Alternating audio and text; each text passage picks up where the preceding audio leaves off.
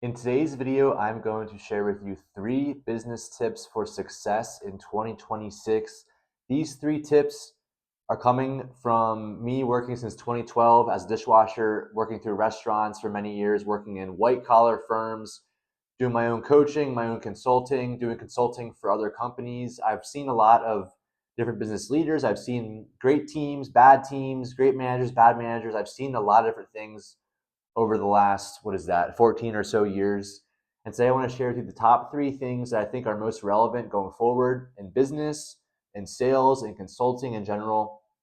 This will help you a lot if you work with people, if you want to make more money, you want to have a larger influence on your people, on your employees or your team. This video is for you. So welcome to my channel. My name is Trevor Yaglinski. I am a coach and consultant here in Austin, Texas. I'm also a husband and a father. If this video gives you any kind of value at all, definitely subscribe down below so you don't miss any future content.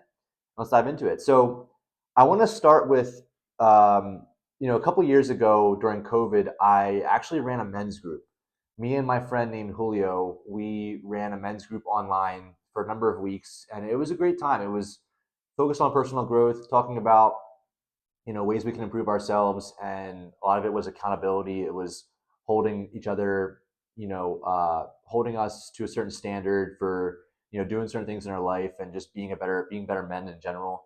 And in the beginning, though, when we launched this group, remember we would hop on the call on the Zoom calls, and I was, as the leader, we were trying, like me and my friend as the leaders were trying to get the guys to open up and to share and about their lives and what's going on and kind of like being a little more vulnerable. And it wasn't happening. I remember the guys would hop on these calls and it was very surface level. It was like, yeah, I want to make more money. I want to do this for business and my career. And it was like no one was really going deep. And it was a problem because we weren't really able to get that next level, that deeper layer of like more emotional, like what's happening with maybe like your relationship, or like just the guys weren't opening up. And I was like, to my friend Julio, both the co-leaders of the group. I was like, Julio, we got to figure this out. Like this is not going so great. How can we get these guys to open up? And what we realized and what we changed was, in the beginning of the calls, we set the agenda for the meeting, and we also laid down some guidelines and laid down kind of like some rules, which I would always say that, listen, guys, whatever is said here stays here. This is a private group. We can be honest, we can be transparent, and whatever is said is not leaving this room, this Zoom room. And when I began to set the agenda in the beginning and I would lay down these ground rules, everything changed. The guys would be sharing more vulnerably. They'd be able to express themselves and be able to share like their hearts more. So what I learned was the way that we start meetings, and this can be so many different areas of business. It could be in sales, it could be just you with your team, with your employees, or it could be even like with your family.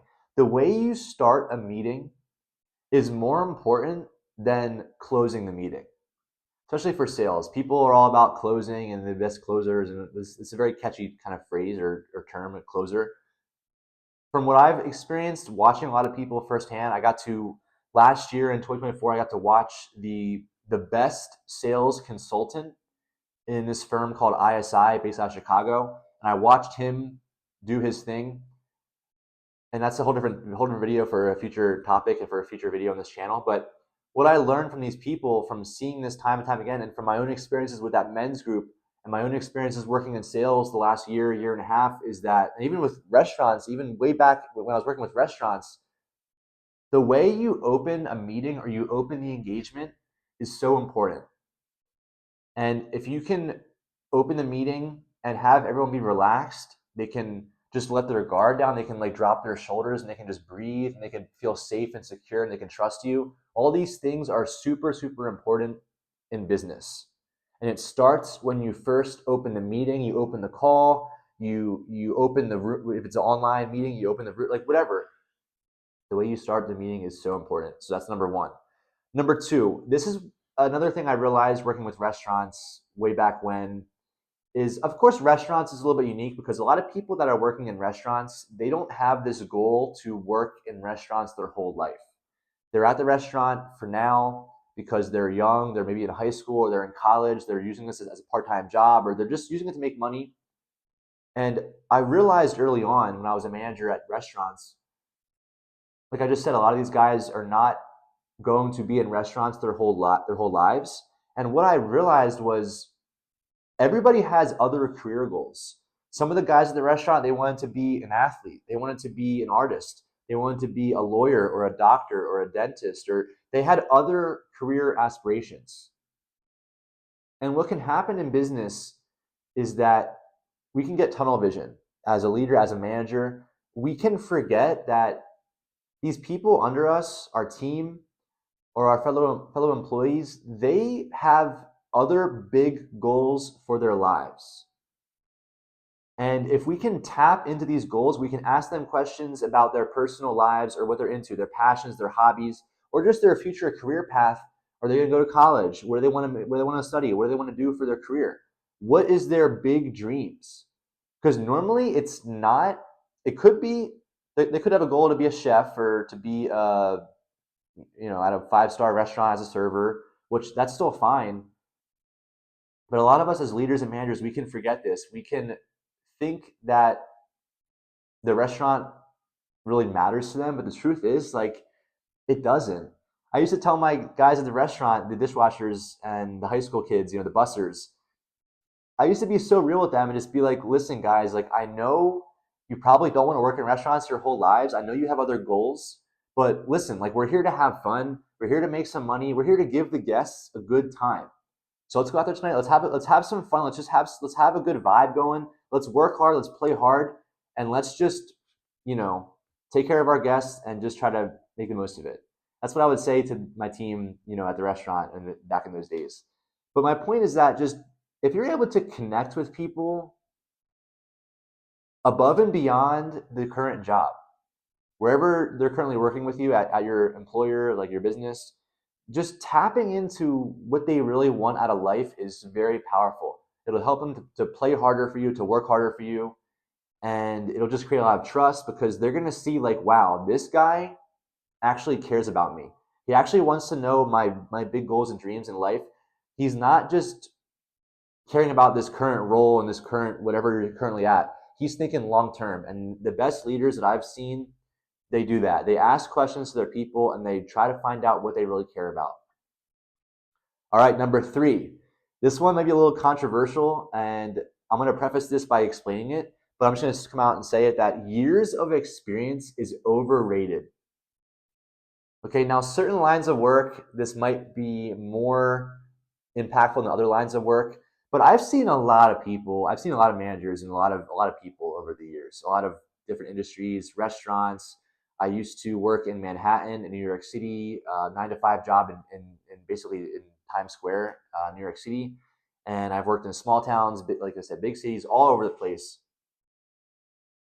The thing is, years of experience is great, but it's really about the quality of experience. Because I've seen people who have 10, 15 years of experience in their roles, and they don't know how to lead people, they don't know how to communicate, they can't regulate their emotions, and they're just all over the place. Their ego blows up, they get easily flustered and triggered.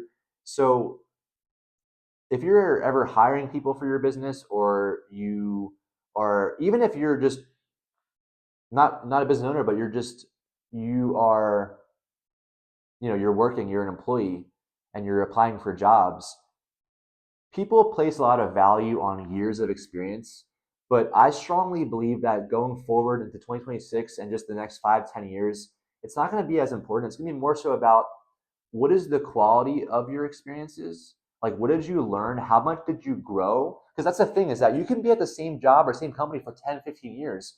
But if you're not growing, and in your free time, you're not reading books, you're not learning, you're not improving your skills, and you don't have good skills, then those years of experience, what is the value of that? Not too much.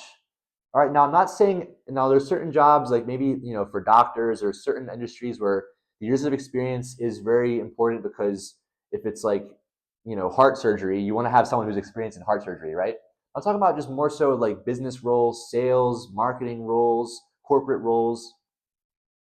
Instead of looking at years of experience, we should look at the skill set. What is this person's skills and their past experiences? What did they learn in those past roles? How did they grow? What about their adversity? What did they overcome? Would they go through it personally or professionally? What are those challenges they overcame? What's their skills like and what's their personality like? Skills and personality to me matters a lot more than years of experience because not all experience is equal. All right, number one, how you open the meeting is most important for business and sales. Number two, connect with people beyond their current job and watch how hard they will work for you. Number three, years of experience is overrated. What do you think? Leave me a comment down below. Thanks for watching, my friend. Have a great day. I will see you very soon. Take care.